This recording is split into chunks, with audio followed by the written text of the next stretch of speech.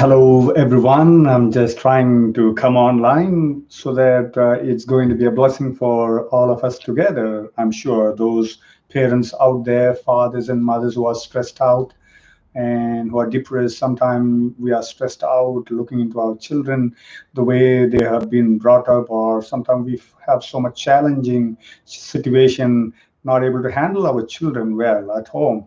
Your child could be a small child or grown up or little adult maybe, but for all situations of our children, there should be some principles, some methods that we can follow, and by doing that, I'm sure we will be able to see some good fruits. Mm, Many times our situation these days are like our children, they tell to us, Mama, you do not know anything, Papa, you do not know anything, and you listen to me, I'm not going to listen to you. At many situations, we sit and think, oh, am I a parent or my child is parenting me? So, how well parents obey their children. This is a Chinese story, like I'm in a Japanese story. How well parents obey their children. Is that our situation today? That instead of our children listening to us, we are in a position that we have to listen to them. Have you ever felt that way? That this is a situation with me and my child, the relationship. Uh, at many times we see our child misbehaving in the community. Sometimes they start first behaving in our homes first. They misbehave in our home, not listening to the father, not listening to the mother.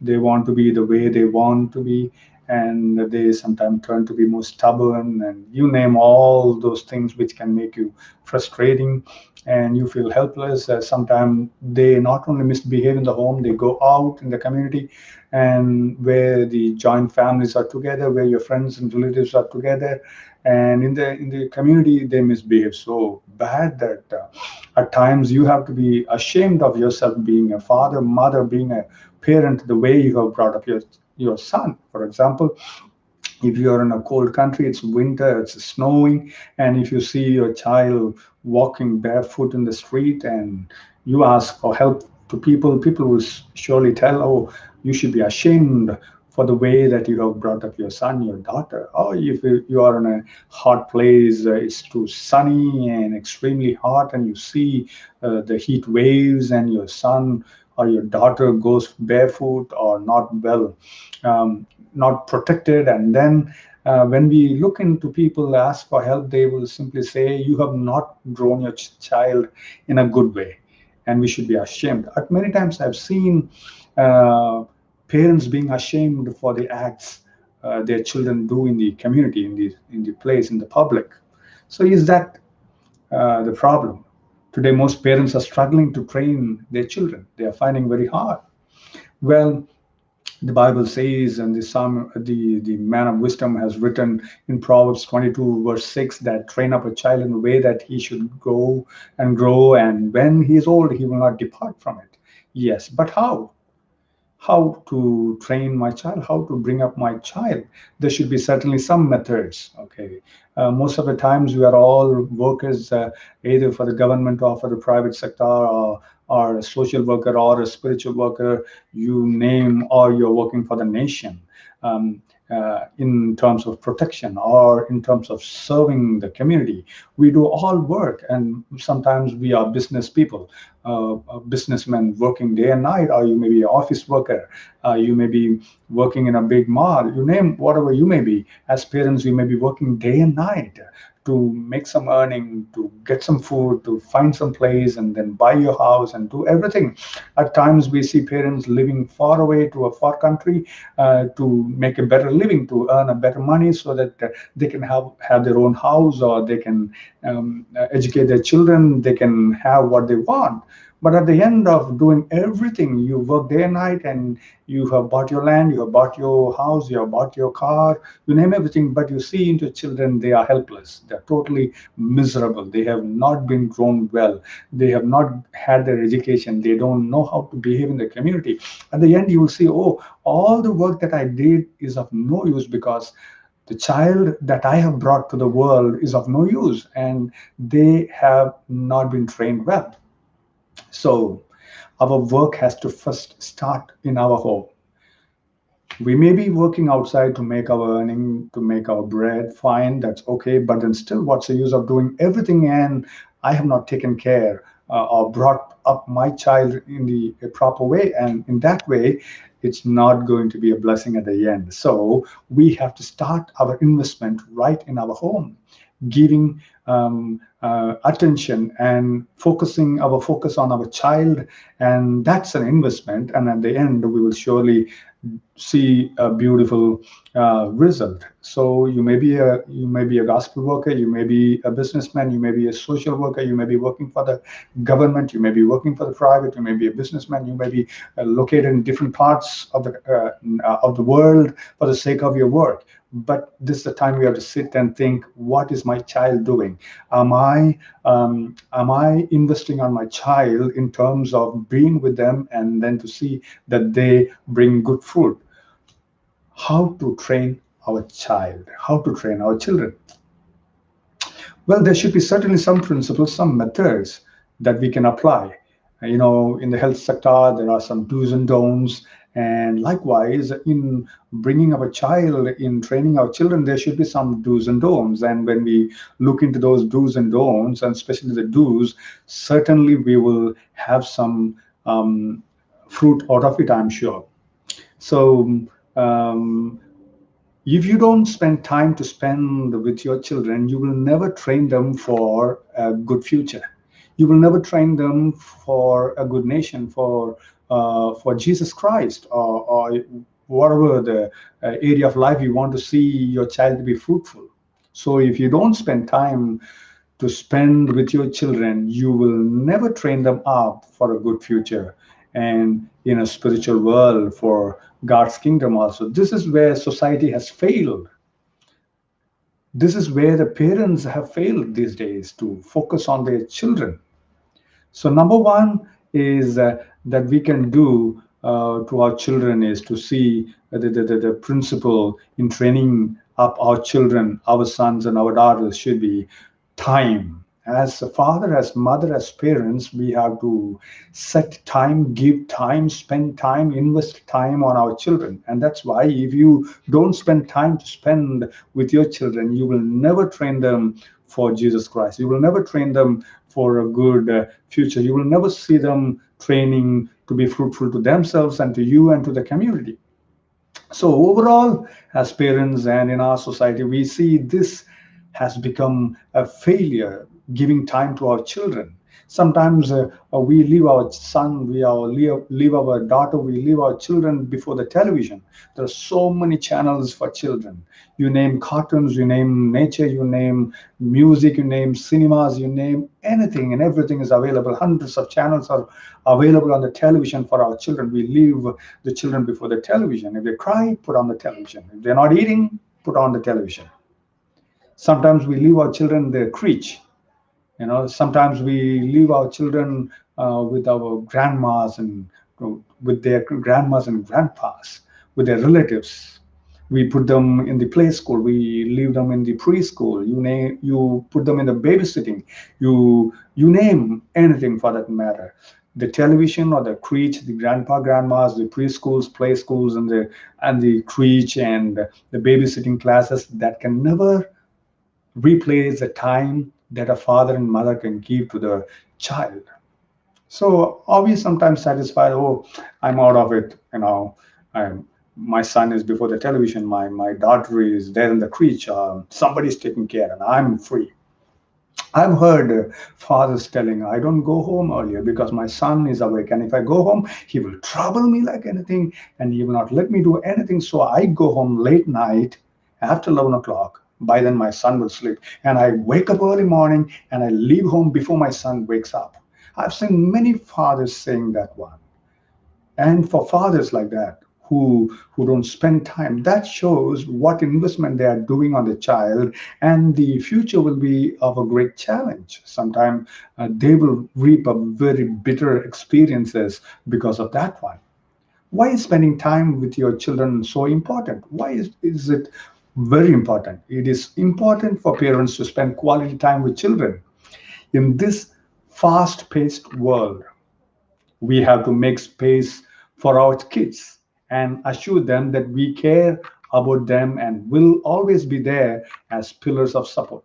They need our love, kindness, and strength so that they feel secure and confident with themselves. So, for them to feel secure and confident, for them to feel our love and kindness, we have to give our time to our children.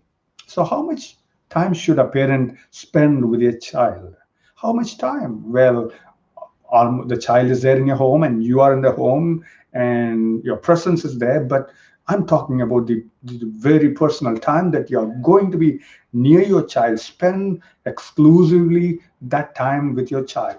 Parents spend about 2 hours a day exclusively focusing on their children when the kids are 6 years old or younger, but devote only half that time to kids age 6 to 12. In some places, while feeding the child or while bathing the child or putting the child in the sleep, um, when the child cries, when the child makes some trouble, we go attend to them. That's it. That's not the time I'm talking about. I'm talking about a time that exclusively, not while they cry, not while they made toilet, not while they need to have a bath, not while they want to have their feed.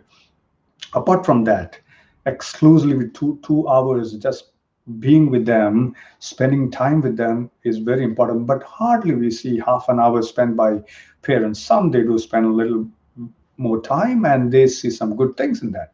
Parents should allow nothing to prevent them from giving to their children all the time that is necessary to make them understand what it means to obey and what it means to trust. Trusting and obeying God and trusting and obeying their parents and learning to respect and obey and trust the elderly people. So Proverbs says in Proverbs 27 verse 23, the man of wisdom has written, be thou diligent to know the state of thy flock. Be thou diligent to know the state of thy flock. The margin is here. Set thy heart. To set our heart, every parents must set their hearts to know the state of their children, the well-being of their children, the needs of their children. To do this, we must take time. So if you want to be diligent upon your child, if you want to set your heart on the child, you need to set time for them. Here are few tips that I could recommend. Um, these tips have really helped me, my wife, and we are learning as well. And I'm sure that as we learn together, this will surely help you too. The tips for busy families, if you're a businessman or if you're a working father mother and there's no help at home for you, or your parents are there and relatives are there, the child is under somebody's care, whatever the situation it may be, here are some tips for busy families, for busy fathers and mothers. Number one, have a daily connect time with your child. Do this face to face. Daily have a time to connect with your child and that face to face if possible. But if it isn't an option, then create a routine of doing so in other ways, such as leaving a note in your child's lunchbox or school bag or in their bed, or post a note on their toothbrush or the way they go and wash their faces. Write an encouraging saying on a shared wardrobe or in the house or in a lawn, in a living room. That's the way. Number one is to daily connect. Have a daily connect time. And number two, create a special ritual for you and your child. The ritual could be, seeking the divine grace, seeking the divine help, uh, looking into the Creator God. Create a special ritual for you and for your child. That could be a family prayer. That could be somewhere you could think of the good thing God has done. Something that can be done every day. For example, let your child choose and read one of the Bible passage that he she likes, or the book that he she likes during the bedtime or before the bedtime. And number three, tell your child you love her, love him every day. And tell her how important he is to you and how he makes you feel. And that's number three. Number four, reinforce positive behavior. We have to force positive behaviors to our children. For example, if your child completes his her course without any asking, their homework, their daily duties, acknowledge it with the words of appreciation. Even if you don't have that chance to do until the next day, use words of appreciation. Say thank you, you did very well, you did good. Learn to appreciate and thank your child for the achievement. And number five, make and eat meals with your children whenever possible. Sit together as a family and spend time with your child and sit and eat along with your child, with your children. If time is limited in a busy family, look for example, you can have meals that request very little preparation. Need not be a big preparation. Or grasp a healthy snack such as some oranges or mangoes or apples, and sit for a few minutes and chat with your child, with your son, with your daughter, and they are going to feel they are being loved, and that's going to be a blessing for the child and for the mother as well. And number six, schedule time for doing an activity of your child's choosing. Ask your child to choose something and schedule that time and just do what the child likes. Be sure to follow through the activity without any distractions. The child may say, Mama, I would like to go for a walk in the park. Schedule your time and go just along with your child and go to the park. The child would like to maybe go for a cycling or play, or whatever the child requests, a swim or whatever. And when they schedule time for doing an activity with your child, climbing on the trees or making their own gardens, you name whatever it could be. And when you schedule time, be sure to follow through and complete the activity without any distractions. While the child isn't doing the scheduled time with you, don't use that time and say, I have got a phone call, I need to cook, I need to do this, I need to do that. And don't distract by anything. Just give the time to your child. And number seven, play with your child. Playing with a child is going to help you, empower you. If you are stressed or depressed, just see the child, spend some time with the children. That's a blessing, even if it's during bath time or outside before you drop her to the school or to the preschool. Every little bit of time makes a positive impact. So try to try to play with your children. When was the last time that you played with your child? If a boy, maybe the boy loves playing with a ball or cricket or football, cycling, something adventurous. If it is a child, daughter, then the feminine related games, the games that which will empower your child. Play with your sons, with your daughters. Number eight, laugh and be silly with your child. Don't be always be serious. Every time serious, serious, study, study, don't do this, don't do that, do this, do that. Every time showing the anger face, every time showing like a military, every time showing as a big officer like the school teacher, the school headmaster, or the principal, always being serious. No, learn to laugh and be silly with your child. And by doing that, you're giving time and it's going to be a blessing for the child. And number nine, turn off all the technologies. To spend time with your child, turn off technology when you spend time with your child. Try not to text or call answers or answer any phone calls. Scrolling through the social medias or watching television when you give time to your child. Switch off all those things and you be there. Number 10, just be there with your child and enjoy every single minute. Being there beside your child and just letting your child know that I am there this time, I'm with you. Mama, Dada, we are with you.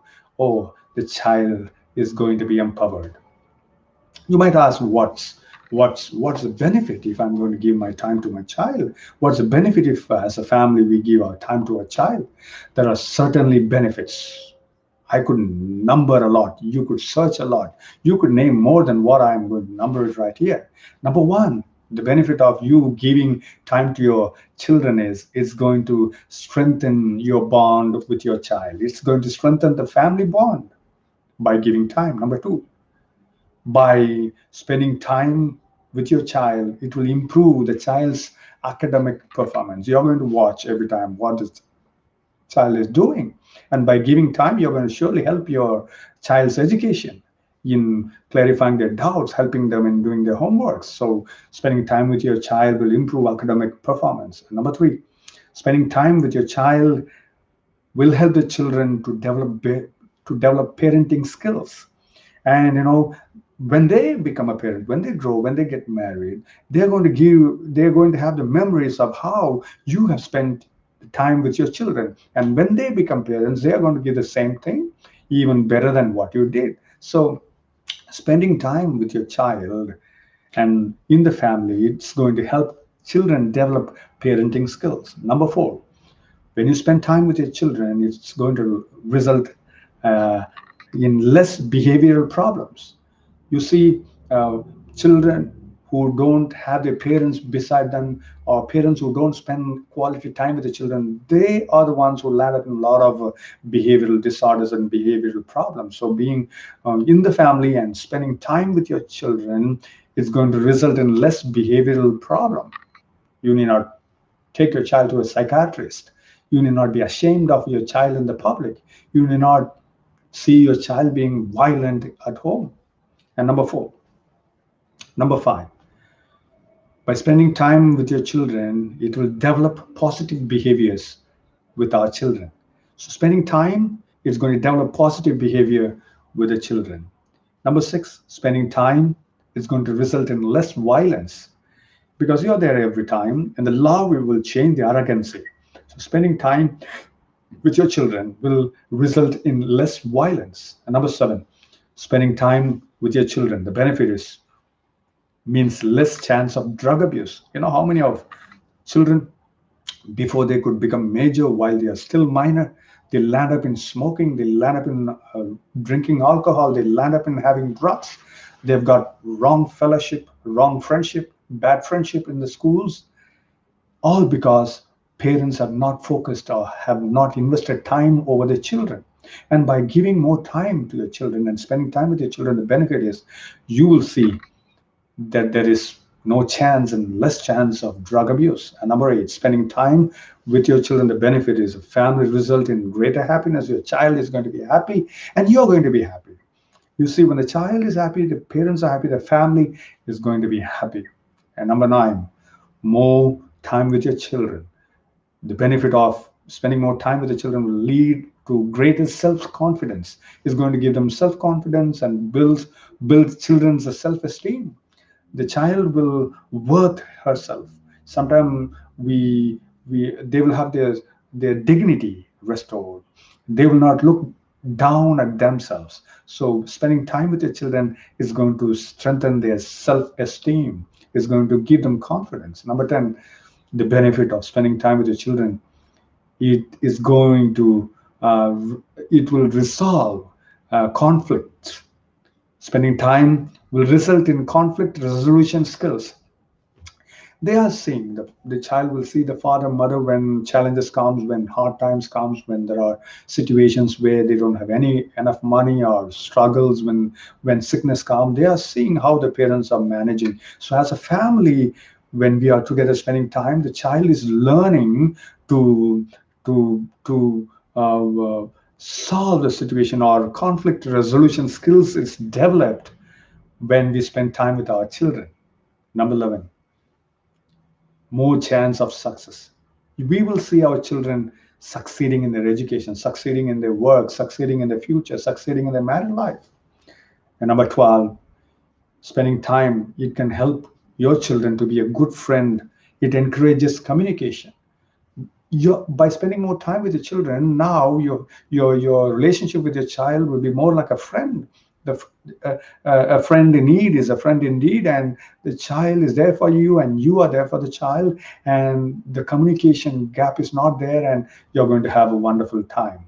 So, dear children, dear viewers, and dear members, I just want to encourage you in bringing up your children. Spend time, invest on your child the time. Time is a blessing.